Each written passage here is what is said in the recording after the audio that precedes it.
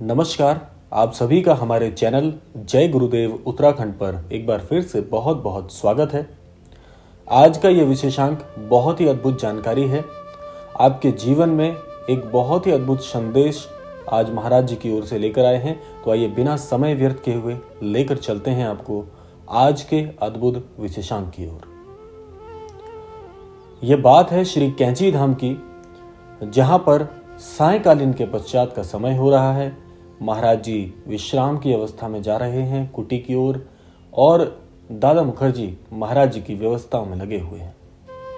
महाराज जी कुटी के भीतर अपने तखत पर अपनी शैया पर सोने की तैयारी कर रहे हैं और दादा मुखर्जी महाराज जी की सारी व्यवस्थाएं सोने का प्रबंध कर रहे हैं। तो एकाएक बीच में ही महाराज जी दादा मुखर्जी को इंगित करते हुए कहते हैं कि दादा, क्या तुम जानते हो कि ईश्वर मनुष्य के लिए इस धरा पर जितने भी प्राणी हैं उन सभी के लिए व्यवस्था पहले से ही तैयार कर देते हैं। तो जैसे ही महाराज जी के वचन दादा मुखर्जी के कानों में पड़ते हैं, दादा मुखर्जी ज्ञान लेने की अवस्था में बैठ जाते हैं और महाराज जी के वाक्यों को बड़े ही ध्यान से सुनते हैं। महाराज जी कहते हैं कि ईश्वर सर्वज्ञ है, ईश्वर सर्वशक्तिमान है और जब भी कोई मनुष्य, जब भी कोई प्राणी इस धरा पर जन्म लेता है या माता के गर्भ में आता है तो ईश्वर उस शिशु की, उस होने वाले शिशु की पहले से ही सारी व्यवस्थाएं तय कर लेते हैं। महाराज जी आगे कहते हैं कि मनुष्य बहुत ही मूर्खतापूर्ण कार्य करता है जीवन में। वह मूर्खतापूर्ण कार्य क्या है? महाराज जी कहते हैं कि मनुष्य सदैव चिंताओं से घिरा रहता है। मनुष्य सदैव आने वाले कल को सोचकर अपना आज का वर्तमान का समय नष्ट कर देता है। आज की जो खुशियां हैं उसको गंवा बैठता है कि आने वाले कल में क्या होगा, मेरे आने वाले कल की कोई तैयारी नहीं है। यह सोच सोचकर अपना रक्त यूं ही शीर्ण कर लेता है। तो महाराज जी के जब ये वाक्य दादा मुखर्जी सुनते हैं तो बड़े ही कृतार्थ हो जाते हैं। तो महाराज जी जब ये संदेश दे रहे हैं तो इस संदेश से आज हम क्या सीख सकते हैं? देखिए, महाराज जी के शब्दों की गहराई को यदि हम समझें तो महाराज जी कहना चाहते हैं कि ईश्वर इतने शक्तिशाली हैं, इतने शक्तिमान हैं और इतने ज्यादा अपने जो बालक हैं, जो उनके बच्चे हैं यानी कि हम, उनका बहुत बहुत ध्यान रखते हैं। ध्यान इसलिए रखते हैं क्योंकि जैसा महाराज जी कहते हैं कि जब शिशु गर्भ में होता है तो ईश्वर उसके पूरे जीवन का प्रबंध, ध्यान रखिएगा, पूरे जीवन का प्रबंध पहले ही तय कर लेते हैं। तो कहने का आशय यह है कि आज जब हम वर्तमान युग में हम अपना जीवन यापन कर रहे हैं तो हम सभी बहुत ही समस्याओं से ग्रस्त हैं। और ये बात 100% सत्य है महाराज जी की कि हम अपने आने वाले कल को लेकर इतने चिंतित हैं, इतना हमने अपने मस्तिष्क में बोझ रखा हुआ है आने वाले कल के लिए कि हम आज का वर्तमान निश्चित तौर पर नष्ट कर रहे हैं। अपने आने वाले समय को सोच सोच कर आज के पलों को हम नष्ट कर रहे हैं। आज की जो छोटी छोटी खुशियां जीवन में आ रही हैं उनको नजरअंदाज कर रहे हैं। हम अपने परिवार को नजरअंदाज कर रहे हैं, हम अपने कार्यक्षेत्र को नजरअंदाज कर रहे हैं। हम आने वाले कल की समस्याओं को सोच सोच कर कि आने वाले पल में मेरा क्या होगा, आने वाले पल में ये चीजें कैसे ठीक हो जाएंगी, या आज जो मेरे पास नहीं है उसको प्राप्त करने के लिए होड़ में मैं आज का जो वर्तमान समय है और जो खुशियां हमारे आज इर्द गिर्द हैं उन सभी को नष्ट कर रहे हैं। क्या हम ये सब नहीं कर रहे हैं? ये प्रश्न आप अपने आप से पूछ के देखिएगा। कुछ पल मन को शांत रखकर यह प्रश्न एक बार अवश्य पूछिएगा कि क्या ये सही नहीं है? क्या ऐसा ही हम नहीं कर रहे हैं? तो हमें अब क्या करना चाहिए? महाराज जी जैसे कहते हैं कि ईश्वर सबका प्रबंध स्वयं करके रखते हैं, तो हमें क्या करना चाहिए? क्या हमें अपना कार्य छोड़ देना चाहिए? क्या हमें कर्म करना छोड़ देना चाहिए? बिल्कुल नहीं। हमें अपने कर्मों को बिल्कुल सुचारू रूप से करते रहना चाहिए। जितना पर्याप्त हो सके अपने कर्मों को सटीक रखिए। काम करना हम नहीं छोड़ सकते क्योंकि ये कर्म प्रधान धरा है, कार्य तो करना ही होगा। कोई ना कोई कार्य, आप जिस भी कार्य क्षेत्र से जुड़े हैं, चाहे व्यवसायी हैं, चाहे नौकरी पेशा हैं, चाहे आप छात्र हैं, आप शिक्षा ग्रहण कर रहे हैं या शिक्षा प्रदान कर रहे हैं, जो भी कार्य आप कर रहे हैं, जो भी, प्रत्येक कार्य को आप पूरे मन से, पूरी लगन से करिए। जितना आप पर्याप्त उसमें परिश्रम कर सकते हैं उतना परिश्रम अवश्य कीजिए। लेकिन यदि हम व्यर्थ की बातों को अपने मस्तिष्क में लेकर यह सोचते रहें कि आज जो मेरे पास नहीं है वह कल कैसे मुझे प्राप्त होगा, इसी को सोच सोच कर हम आज का समय, वर्तमान का समय, अपने इर्द गिर्द की खुशियों को, परिवार को समय नहीं दे पा रहे हैं, ये सब कुछ 100% गलत है। हमको इसे रोकना होगा। यदि हम इसे नहीं रोकेंगे तो हम वर्तमान तो गवा ही रहे हैं, और जो होना है आपके कर्मों के अनुसार होना है, ईश्वर के आशीर्वाद से होना है।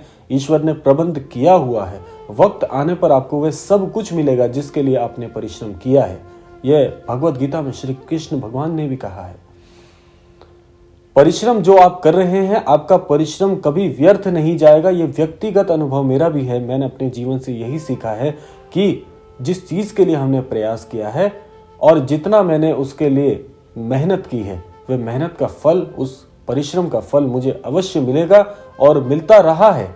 इसके लिए इतिहास गवाह है। जिसने जिस चीज के लिए प्रयास किया है, अगर उसका प्रयास और उसका परिश्रम जो है पर्याप्त उसने किसी चीज को पाने के लिए किया है, तो निश्चित तौर पर उसे वही मिलेगा। यह ईश्वर का आशीर्वाद भी है और आपके कर्मों का फल भी है। अब कर्म आपके हैं कि आपने बुरा कर्म किए हैं, तो निश्चित तौर पर उसका बुरा ही फल आपको मिलेगा, इसमें कोई दो राय नहीं है। और ईश्वर के प्रति आप आस्थावान हैं तो ईश्वर की ओर से भी उनका आशीर्वाद जरूर मिलेगा। लेकिन हम यदि आज को खराब कर रहे हैं कल का सोचकर, तो यह भी गलत है, अन्याय है, स्वयं के साथ अन्याय है। और यदि हम अपना जीवन जीना ही छोड़ दें, जीवन जीना छोड़ने का अर्थ यहाँ पर यही है कि हम सदैव चिंता करते रहते हैं। जो जन सदैव चिंतित रहते हैं, तरह तरह की बीमारियों का घर बन जाते हैं। जैसे अधिक सोचने की भी बीमारी है वर्तमान युग में। हम बहुत ज़्यादा सोच लेते हैं, तो हम अपने दिमाग को, अपने मस्तिष्क को बहुत ज़्यादा विचारों से भर लेते हैं। तो यह भी एक प्रकार का रोग है और बहुत से मानसिक रोगी बनते जा रहे हैं। ये बहुत ही क्षीणता की बात है। हम सब मानसिक रोगी बनते जा रहे हैं।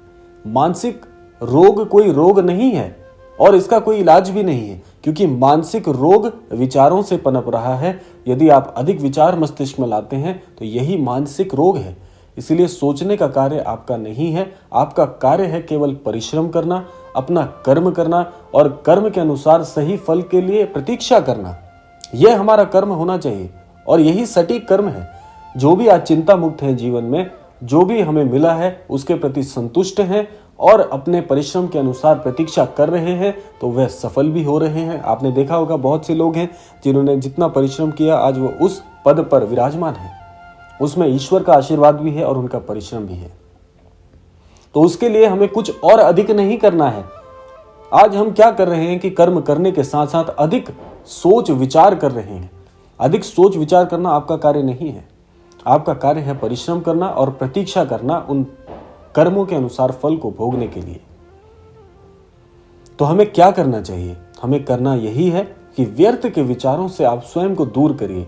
अच्छा, इसका उपाय मैं आपको एक बताता हूं। इसका एक बहुत ही सटीक उपाय है। जब भी आपके मस्तिष्क में व्यर्थ के विचार आते हैं, उस समय आपने उन विचारों को रोकने के लिए हनुमान चालीसा का सहारा ले लीजिए, श्री राम नाम का जाप का सहारा ले लीजिए। ये इतने कल्याणकारी हैं कि व्यर्थ के विचारों को वहीं पर रोक देते हैं और ईश्वर के प्रति आपकी जो रुचि है उसको बढ़ाने का कार्य करते हैं।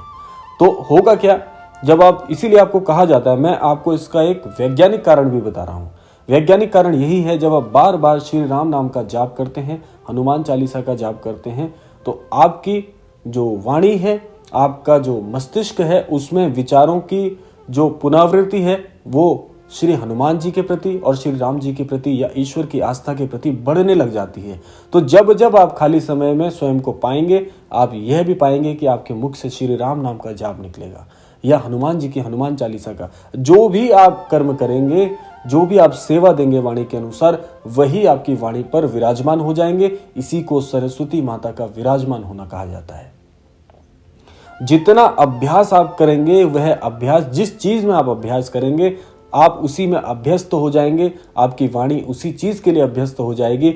और जब आप ईश्वर का नाम लेते रहेंगे तो आपकी वाणी भी ईश्वर के नाम के प्रति अभ्यस्त हो जाएगी। तो आप पाएंगे कि आपके प्रत्येक कार्य में मां सरस्वती का वास होगा और प्रत्येक कार्य आपका बनेगा। ये इसका एक वैज्ञानिक कारण भी मैंने आपको बताया। इसीलिए कहा जाता है कि सदैव खाली समय में भी ईश्वर का नाम लीजिए। ईश्वर का नाम लेने के वैज्ञानिक फायदे भी बहुत सारे हैं। तो इसीलिए व्यर्थ के विचारों से स्वयं को बचाइए। और ये जो आज हमारा युग है ये इतना ज्यादा खराब होता जा रहा है। इसीलिए हम लोग क्या है कि मानसिक रोगी बनते चले जा रहे हैं। मानसिक रोग कोई रोग नहीं है। मानसिक रोग केवल मन की एक, जिसको आप कह लीजिए कि कुंठाएं हैं। जब आपका मस्तिष्क इन कुंठाओं में घिर जाता है तो आपको रोग हो जाता है और अंत में उसे मानसिक रोगी घोषित कर दिया जाता है। तो इसीलिए व्यर्थ के विचारों को सोचने से बचिए। ईश्वर का नाम ज्यादा से ज्यादा लीजिए। आपके जीवन में बहुत बहुत अद्भुत परिवर्तन आएंगे। और आप खुद भी चाहते होंगे अंदर से कि जो लोग आध्यात्म की ओर जाना चाह रहे हैं लेकिन असफल हो जा रहे हैं, उसका कारण यही है कि वह आध्यात्म की ओर जाना तो चाहते हैं लेकिन अपने विचारों को नहीं छोड़ पा रहे हैं।